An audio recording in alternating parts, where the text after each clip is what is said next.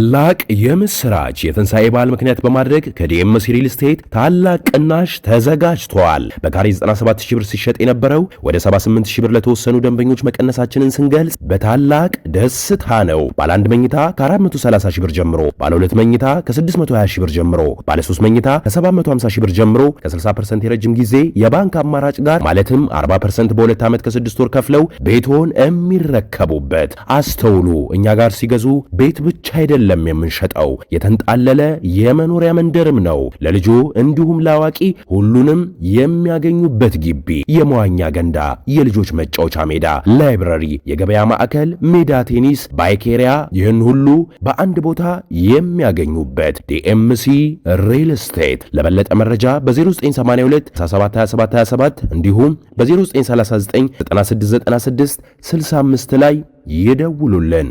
ሰላም ጤና ይስጥልን። ክቡራትና ክቡራን አዲስ ምንጭ ቤተሰቦች እንዴት ውላችኋል? በያላችሁበት የከበረ ሰላምታችን ይድረሳችሁ። ዕለቱ ሚያዝያ 13 ቀን 2017 ነው። አሁን የደረሱንን ሰበር መረጃዎችና ለዕለቱ የመረጥነውን አበይት ዜና ይዘንላችሁ መጥተናል። ከመረጃዎቹ ጋር አብሬያችሁ ቆይታ የማደርገው የእናንተው ውብሸት ታየ ነኝ። ክቡራትና ክቡራን መረጃዎቻችን ለብዙዎች እንዲደርሱ ላይክና ሼር እንድታደርጉ እንደተለመደው ማለት ነው በአክብሮት እንጠይቃለን። ወደ መጀመሪያው ሰበር መረጃ ተሸጋገርን።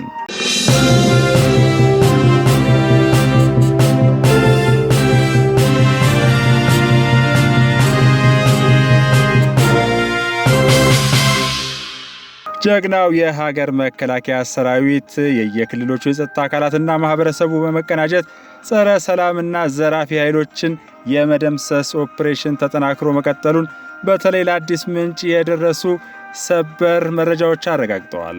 በዛሬው ዕለት ማለዳ ላይ ከማህበረሰቡ በደረሰ ጥቆማና የመረጃ ትንተና ላይ በመመስረት በሆሮ ጉዱሩ ወለጋ ዞን በሆሮ ወረዳ አቤ ዱለቻ አካባቢ በተወሰደ ጠንካራ እርምጃ አመርቂ ድል የተገኘ ሲሆን በተለይ ደሲ በተባለች ልዩ ቦታ የነበረውና የመከላከያን ጠንካራ ምት መቋቋም አቅቶት በመበታተል ላይ የነበረ የሸኔ ኃይል ሙሉ ለሙሉ ሲደመሰስ ከ2011 ጀምሮ ሲንቀሳቀሱ ከነበሩ አባላቱ 3 ከፍተኛ አመራሮች በቁጥጥር ስር ውለዋል። በቁጥጥር ስር በዋሉበት ወቅትም ሙሉ ትጥቃቸውንና አስፈላጊ የሆኑ ጠቃሚ የሰነድ ማስረጃዎችን ማስረከባቸውን የደረሰን መረጃ አመልክቷል።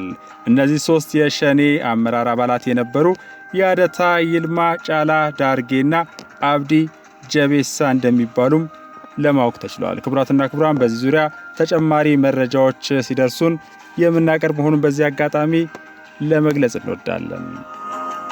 ወደ ሁለተኛው ሰበር መረጃ ስንሸጋገር በቄለም ወለጋ ዞን ሀዋ ገላን ወረዳ ደግሞ በውንብድና ተግባራቸው ማህበረሰቡን በማሰቃየት ይታወቁ የነበሩት ሚኪያስ ድንባሻና ቦና አበራ በመባል የሚታወቁት የሸኔ ቡድን አባላት በዛሬው ዕለት ይከተሉት የነበረው የጥፋት ድርጊት ማህበረሰቡን ያሰቃየና ከማህበረሰቡም ያገለላቸው መሆኑን በማመንና በመጸጸት እጃቸውን ለጸጥታ አካሉ ሰጥተዋል። እነዚህ የሸኔ አባላት በጫካ ውስጥ በነበሩበት ወቅት አብሯቸው ይንቀሳቀሱ ለነበሩ አካላት የሰላም ጥሪ ያቀረቡ ሲሆን በከተማ ሆኖ መረጃ በማቀበልና የሎጂስቲክ ድጋፍ በማድረግ የሚታወቁ የሴል አባላትን ዝርዝር በማስረከባቸውም አስፈላጊው የሆነው የሕግ የበላይነትን የማረጋገጥና ተጠርጣሪዎችን በቁጥጥር ስር የመዋሉ መርሃ ግብር መከናወኑን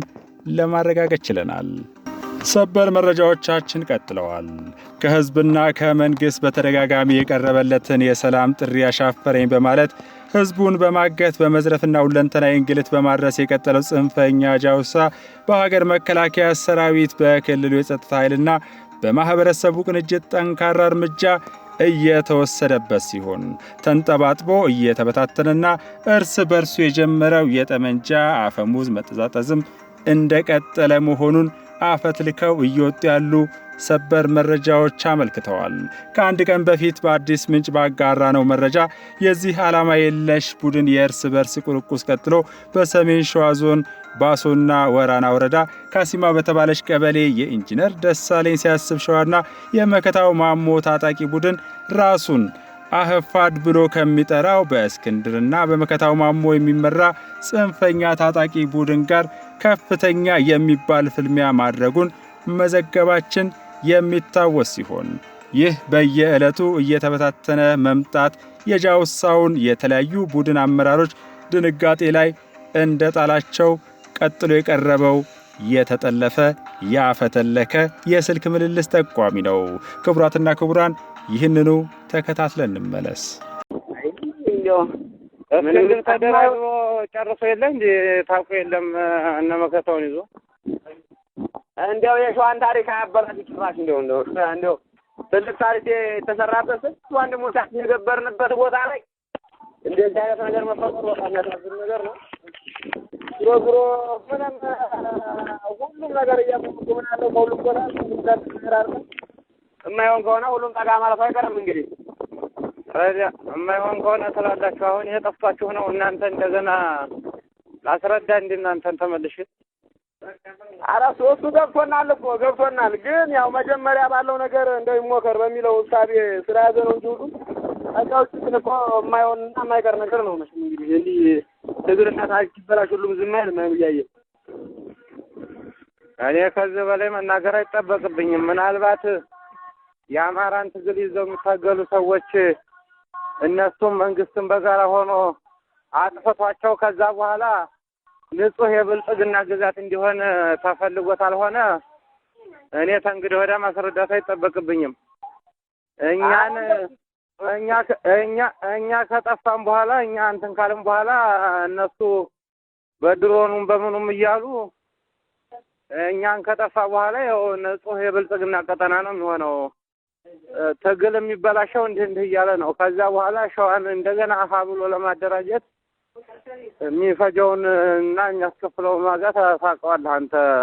ደግሞ እንደገና የመሬት አቀማመጡ ጂኦግራፊውን ታውቀዋለህ። እና ዞሮ እኔ እንደውም ለሌሎቹ ጫና አርጋችሁ ወደዚህ ሌላ ነገር ይመጣል ብዬ ነበር የማስበው። ገና አሁንም እንትን ላይ ተሆናችሁ ዋጋ የለውም። እኛ እኮ መምጣቱ እኮ ነገር የለውም። አንደኛ ባለህም እንዳየው መንገድ ጀምረን ነበር። ያው መንገድ ላይ የተፈጠረው ተፈጠረ። መንገዶች ትንሽ መሰናክል ሲኖርባቸው ነው ወደ ኋላ ያልነው እንጂ አሁንም ዙሮ ወደ እሱ ከመምጣት ወደ ኋላ የምንልበት መንገድ የለም። ይሄ ሁሉም ያሰብነውና የታሰበ ነገር ነው። ዛሬ ሳይሆን ትናንት የታሰበ ነገር ስለሆነ ማለት ነው ወደ እሱ የመምጣት አላማችን እኛ ግድም ስለሆነ ማለት ነው። አሁን ሌላው ጋር መተራከሙ ተገቢ አይመስለኝም። እኔ ዋናው ይሄ ነው። ይሄንንም አንተ ቤትህ ላይ የምትገባው በምራፍ ላይ አይደለም እንዴ? ልክ ነው። ምራፍ ከተያዘ መግባት አትችልም። ግቢውን ነው የምሮጠው ምራፉ ከተያዘ። ስለዚህ ይሄ ተገቢ ነው ወይም አስፈላጊ ነው ሳይሆን ወይም በቃ ይሄ እዚህ ያለውን ጉዳይ ግለሰብ ይጨማለቅበት መባል የለበትም። ዋጋ ከፍለናል። ብዙ ጀግኖች ረግፈውበታል። ስለዚህ ይሄ የአማራ ጉዳይ እንጂ የእንትና ግዛት የሚባል ነገር ቆሞ እንደ አማራ ማሸነፍ ከፈለገን ይህንን ቦታ አስፈላጊውን እርምጃ ወስደን ቶሎ በአስቸኳይ መሄድ አለበት ብዬ አስባለሁ። ከዛ ውጭ ግን ኢሳያስና ደሳለኝ እስከሚችሉት አቅም ድረስ ይታገላሉ። ግን መንግስትንም እነሱንም ምናልባት ሁለቱም በጋራ አንድ ቅንጅት አድርገው ውህድ ድርጅት ሆነው እየሰሩ ስለሆነ ይህን ነገር ታሳቢ መደረግ አለበት የሚል ሀሳብ ስላለኝ ነው። ዞሮ እኔ በቃ አንተ እሱ ጋር አሁን ተጽዕኖ ፈጣሪ ነው መሆን ያለበት። ገብቶሃል አይደል? ሌላው ያውቀውም አሁን አንተ ታውቀዋለህ፣ ሁሉንም ታውቀዋለህ። አንተ እንደው የሚገርምህ ሁሉም ያውቀዋል ብታይ ሰራዊቱ እዚህ ጋር ማለት ነው ሚዲያ ላይ ሲያይ በቃ በጣም ናዘረው ሁሉም ማለት ነው። እንደዚህ አይነት አካልን ማጥፋት ምን ነው እንጂ ያለብን በቃ አስከበሩ ነገር ነው ያለው ማለት ነው። ዙሮ ግን ትንሽ መንገድ ያለንበት አካባቢና መንገዶች ትንሽ ከበደሉ የመዘጋት ባህሪ ያላቸው በህገ ወጥ የማዕድንና የጦር መሳሪያ ንግድ ላይ በመሳተፍ ወንጀል ተጠርጥሮ በህግ ሲፈለግ የነበረውና የህዋቷ ሞንጆሪኖ ባለቤት አቶ ኃይለ ሊባኖስ ወልደ ሚካኤል ዛሬ ሚያዝያ 13 ቀን 2017 ማለት ነው ቦሌ ዓለም አቀፍ አውሮፕላን ጣቢያ በቁጥጥር ስር መዋሉን አስተማማኝ የመረጃ ምንጮች አረጋግጠዋል።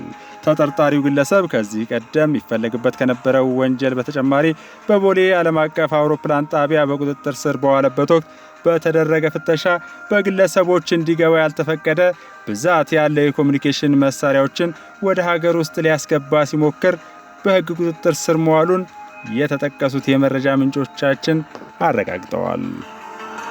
የኢትዮጵያ ፌዴራል ፖሊስ በ2017 በጀት ዓመት የ9 ወራት ሪፖርቱ በርካታ ሕገወጥ የጦር መሳሪያዎችን ከ146 ተጠርጣሪዎች ጋር በቁጥጥር ስር መዋሉን ገለጸ። የተለያዩ ሕገወጥ የጦር መሳሪያ ዝውውርን ለመከላከል በተደረገው ኦፕሬሽን 121 የጦር መሳሪያዎችን ከመኖሪያ ቤቶች 8989 ከጸረ ሰላም ኃይሎች እንዲሁም 36 የጦር መሳሪያዎችን ደግሞ በኬላዎች ላይ መያዙ ታውቋል። 6351 የተለያዩ የጦር መሳሪያ ጥይቶች ከመኖሪያ ቤቶች 8989 ከጸረ ሰላም ኃይሎች እንዲሁም 51846 በኬላዎች የያዘ ሲሆን 236 የተለያዩ የጦር መሳሪያዎችና ካዝናዎች ደግሞ በመኖሪያ ቤቶች በተጨማሪም 148 በኬላዎች ላይ መያዛቸውን ገልጿል። በተመሳሳይ አንድ ብሬን ከጸረ ሰላም ኃይሎች፣ 2 ብሬን በኬላዎች የተያዘ ሲሆን 31 የተለያዩ ቦምቦች ከመኖሪያ ቤቶች፣ 25 ቦምቦችን ከጸረ ሰላም ኃይሎች፣ 122 ቦምቦችን በኬላዎች መያዙን የፌዴራል ፖሊስ መረጃ በሪፖርቱ አመልክቷል። በተጨማሪም 32 የተለያዩ ሕገወጥ ሽጉጦች ከመኖሪያ ቤቶች፣ 128 ሽጉጦች ደግሞ ከጸረ ሰላም ኃይሎች፣ 102 በኬላዎች መያዝ የተቻለ ሲሆን አንድ ስናይፐር ከመኖሪያ ቤቶች፣ አንድ ስናይፐር ደግሞ ከጸረ ሰላም ኃይሎች በኤግዚቢትነት ይዞ ከ146 ተጠርጣሪዎች ጋር በቁጥጥር ስር መዋሉን የኢትዮጵያ ፌዴራል ፖሊስ ሪፖርት አስታውቋል። ህብረተሰቡ ሕገወጥ የጦር መሳሪያ የሚያስከትለውን ከፍተኛ ጉዳት በመገንዘቡ ተቋሙ ወንጀል ለመከላከል እያደረገ ባለው ከፍተኛ ጥረት በባለቤትነት በመሳተፍ ሕገወጥ የጦር መሳሪያ ዝውውርን ሲመለከት በዜጎች ተሳትፎ መተግበሪያ አማካይነት እንዲሁም በ991 ነፃ የስልክ መስመር ጥቆማ በመስጠት የዜግነት ድርሻውን እንዲወጣም የኢትዮጵያ ፌዴራል ፖሊስ ጥሪውን አቅርቧል።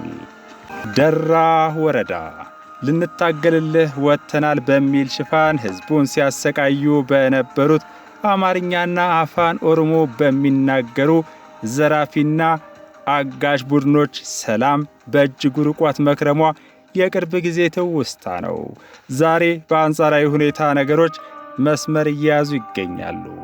በሰራዊታችን አኩሪ ተጋድሎ የተገኘውን ሰላም በዘላቂነት ለማረጋገጥ በቅንጅት መስራት ያስፈልጋል ሲሉም የ6ኛ ዕዝ ዋና አዛዥ ሜጀር ጄኔራል ብርሃኑ ጥላሁን ገልጸዋል። ዝርዝሩን እንሆ። በኦሮሚያ ክልል ሰሜን ሸዋ ዞን ደራ ወረዳ የተገኘውን ሰላም በዘላቂነት እናረጋገጥ በሚል ምክረ ሐሳብ ከሀገር ሽማግሌዎች፣ ከሃይማኖት አባቶችና ከአካባቢው ማህበረሰብ ጋር ውይይት ተካሂዷል። ውይይቱን የመሩት የ6ኛ ዕዝ ዋና አዛዥ ሜጀር ጄኔራል ብርሃኑ ጥላሁን ሰራዊታችን ሌት ተቀን እረፍት የለሽ ግዳጅ እየተወጣ እንዲሁም የህይወት መስዋዕትነት ጭምር እየከፈለ የሚገኘው ሀገራዊ ሰላምን ለማረጋገጥና ህዝብም የተሟላ ሰላም አግኝቶ ፊቱን ወደ ልማት እንዲያዞር ለማስቻል ነው ሲሉ ገልጸዋል። በወረዳው የሚንቀሳቀሱ የጥፋት ኃይሎች በሰራዊታችንና በህብረተሰቡ ብርቱ ክንድ ተመተው ስጋት ወደማይሆኑበት ደረጃ መድረሳቸውን ሜጀር ጄኔራል ብርሃኑ ጥላሁን ተናግረዋል። የደራ ህዝብ የመቻቻልና የመከባበር እሴቱን አዳብሮ በአብሮነትና በፍቅር የኖረ መልካም ህዝብ ነው ያሉት ሜጀር ጄኔራል ብርሃኑ ይህንኑ ለዘመናት የዘለቀውን መልካም እሴትና አብሮነት ለማፍረስ የሚጥሩ የጥፋት ኃይሎችን ከሰራዊታችን ጋር በመሆን መታገል ህዝቡ ይጠበቅበታል ሲሉ ጥሪያቸውንም አቅርበዋል። የደራ ወረዳ ዋና አስተዳዳሪ አቶ መስፍን ታዬ በበኩላቸው በወረዳው አሁን የተገኘው አንጻራዊ ሰላም በሰራዊታችን የተከፈለ መስዋዕትነት በመሆኑ ለዚህ ከምንም በላይ ትልቅ ምስጋና አለን። የተጀመሩ የመሰረተ ልማትና የመልካም አስተዳደር ስራዎችን ማስቀጠል ከሁሉም የህብረተሰብ ክፍል ይጠበቃል ሲሉ አመልክተዋል። የውይይቱ ተሳታፊዎች በበኩላቸው አሁን ባገኘነው ሰላም ያተረፍነው ብዙ ነገር ነውና በጫካ ያሉ ኃይሎችም ወደ ሰላምና ውይይት በመምጣት የሐሳብ ታጋይ መሆን እንዳለባቸው ገልጸው እነሱም እንደ ማህበረሰብ የበኩላቸውን ሚና እንደሚወጡ ቃል ገብተዋል። ክቡራትና ክቡራን ለዕለቱ አበይት ዜናነት ወደ መረጥንላችሁ ርዕሰ ጉዳይ ስንሸጋገር የዓለምን ሚዲያዎች በእጅጉ ትኩረት ስቦ የዋለው የሐዘን ዜና ነው። ይኸውም የሮማ ካቶሊካዊት ቤተ ክርስቲያን ሊቀ ጳጳስ ፖፕ ፍራንሲስ በ88 ዓመታቸው ማረፋቸው ነው። ዛሬ እኛ የኢትዮጵያ ካቶሊካውያን እጅግ አሳዛኝ የሆነውን የቅዱስ አባታችንን የብፁዕ ወቅዱስ ርዕሰ ሊቃነ ጳጳሳት ፍራንቺስኮስን ከዚህ ዓለም ድካም ማረፍን ሰምተናል። እግዚአብሔር አምላክ የሚወዳቸውን እኚህን ታላቅ አባታችን በጌታችን በመድኃኒታችን በኢየሱስ ክርስቶስ ትንሣኤ ማግስት ወደ ዘላለማዊ ማረፊያው ወስዷቸዋል። ቅዱስ አባታችን ባለፉት ወራት በደረሰባቸው ከባድ ሕመም በሕክምና ሲረዱ ቆይተዋል። እኛም በጸሎት ኅብረት አብረናቸው ነበር። በቫቲካን በሚገኘውም ቅድስት መንበራቸው ተመልሰው ሕክምናቸውን ሲከታተሉ ቆይተው ነበር። በትናንትናውም ዕለት የትንሣኤ በዓል መልካም ምኞታቸውንና ለዓለም ሰላም ያላቸውን ፍላጎት በቫቲካን ቅዱስ ጴጥሮስ አደባባይ በመገኘት ለመላው ምዕመናን አስተላልፈዋል።